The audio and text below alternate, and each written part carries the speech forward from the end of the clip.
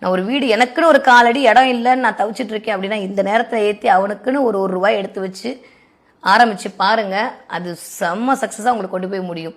அப்போ இந்த 11 to 12 இந்த நேரத்தை தயவு செஞ்சு தவற விடாமல், செவ்வாய் ஓரை வரக்கூடிய வெள்ளிக்கிழமையோடு கூடிய செவ்வாய் ஓரை வரக்கூடிய இந்த நேரத்தில் கண்டிப்பாக பெண்களாக இருந்தால் உங்கள் திருமணத்திற்காக நீங்கள் ஒரு வழிபாடு இன்றைக்கி செய்கிறீங்கன்னா இந்த நேரத்தை பிடிச்சிக்கோங்க.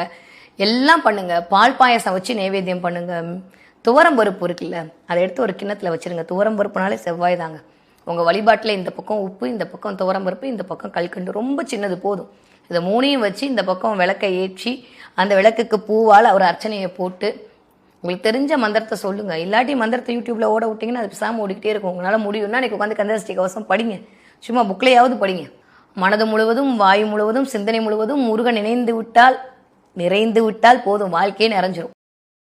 Download ShareChat.